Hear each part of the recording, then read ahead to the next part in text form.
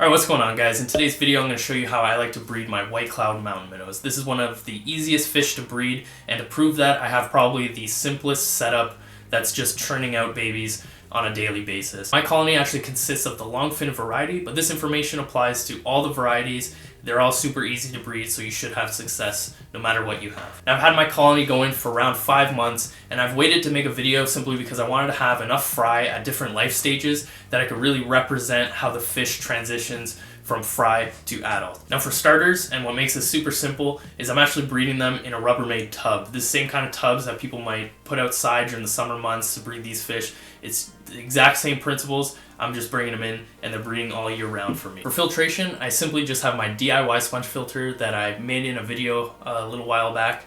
If you guys are interested in that, I'll leave a card up above, and you guys can watch that there. But it does a pretty good job just keeping the water quality clean and acceptable, and I hardly ever need to really clean out the sponges. They don't get clogged up too often. I don't monitor my water quality very often, but for the sake of this video, I took down the pH, and it was around between 7.6 and 7.8. And as for the temperature, it kind of fluctuates in my room here, but it sits anywhere between 63 and 66 Fahrenheit, or 17.5 to 19.5 Celsius. Now, I'm a huge fan of using live plants in my breeding setups.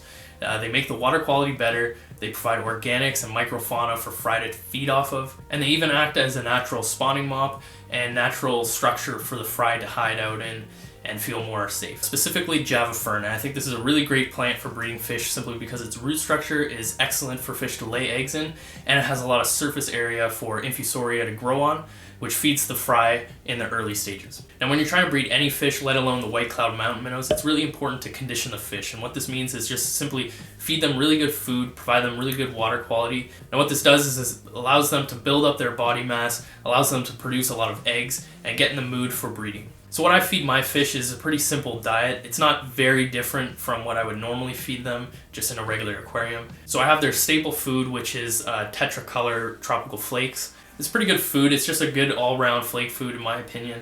But I'm also supplementing that with frozen bloodworms and frozen brine shrimp. Providing these high-protein foods really gets the fish in the mood for spawning and also allows them to put on body weight pretty quickly.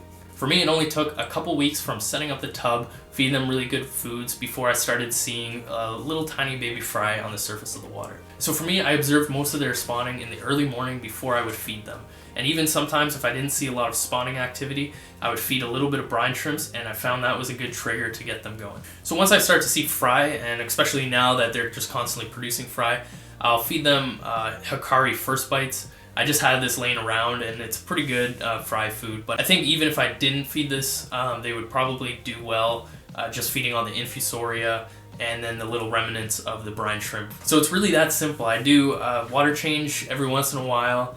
I mostly just top off the water from evaporation, and I just feed the fish every day and just let them go, and so far it's been really, really good.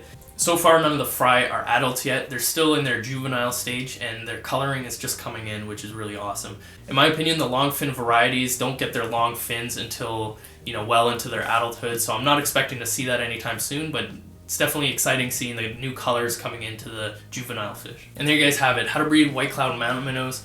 It is a super easy fish to breed, so I'm sure you guys will have lots of success in the future breeding them. Thanks so much for watching. If you have any questions, leave them down below. Like this video if you liked it, and consider subscribing if you want to see some more videos like this in the future. Until next time, I'll see you guys later.